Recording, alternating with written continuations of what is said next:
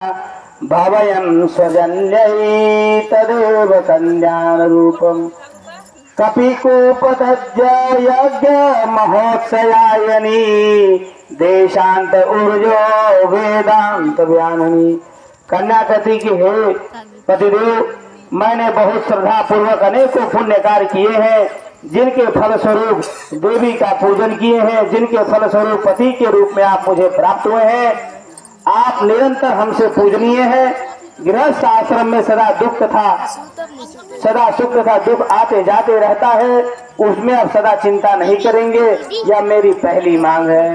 स्वामिन जम्बो प्रेतदानिंदो स्वरम स्वाभावजित भव करमेणम।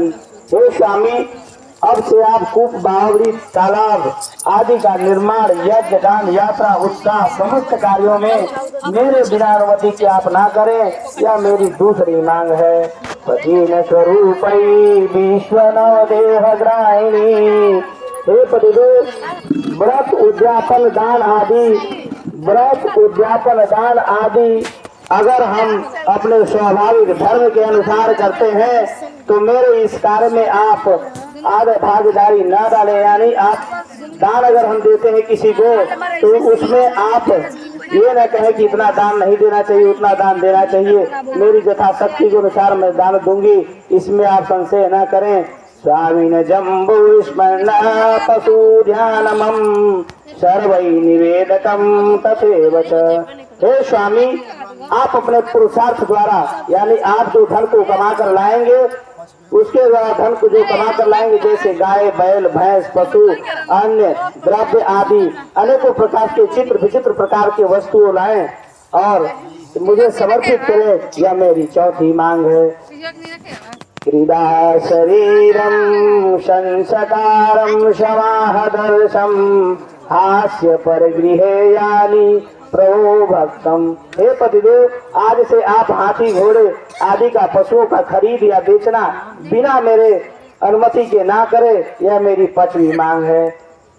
तत्वैभूषणम विचित्र रत्न धातुनम तदेव प्रतिगृहीते सस्ते सदेनम।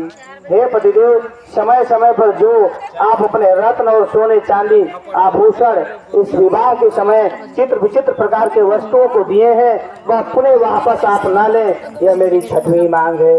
हे स्वामी, आप अपने भाई बंधुओं के घर, जैसे हमारे भाई बंधु के घर में अगर कोई मांगलिक कार्यक्रम होता हो और मेरे भाई बंधु पिताजी वगैरह मुझे कोई ना बुलाएं, अगर मैं बिना बुलाए उनके यहाँ चली जाती हूँ, तो आप इसमें कोई संशय न करें, आप अपमानित न मुझे माने। यह मेरी सस्ती मांग है। न व्रत या नहीं बर सवचनम पंच ध्रुव साक्षी ममता गत्वनम। हे विप्रप्रिय, मेरे घर पर अगर मैं रहता हूँ अपने घर, तो क्रीड़ा, हंसी मजाक, लिपस्टिक, पाउडर आदि का इस्तेमाल आप कर सकते हैं। देव दर्शन, सजावट, देव दर्शन आदि हास्य परिहास, दूसरे घर जाना आना कार्यक्रम।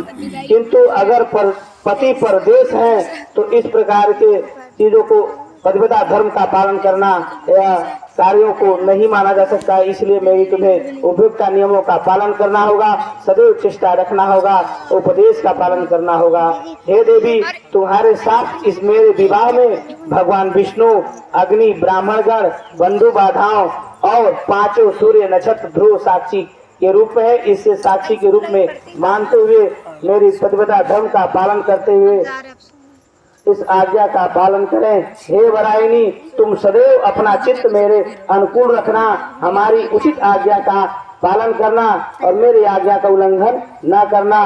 मैं जो तुम्हें कहूँ और कुछ दूँ उसे अवश्य रखना और मेरे नियमों के अनुसार अनुपालन करते हुए हृदय में रखना। हे पतिव्रता धर्म परायणी, तुम्हारा परम कर्तव्य है कि जिस प्रकार से मुझे संतोष हो उसी कार्य को करना।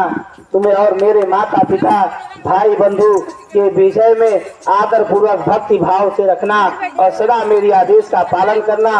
हे सन्मुखी पत्नी, के बिना गृहस्थ आश्रम धर्म का पालन करना असंभव है। इसलिए तुम विश्वास पात्रीय बनो, सहधर्मिणी बनो। यह पांचों लोक में सुख होकर अंत में वैकुंठ लोक को प्राप्त कर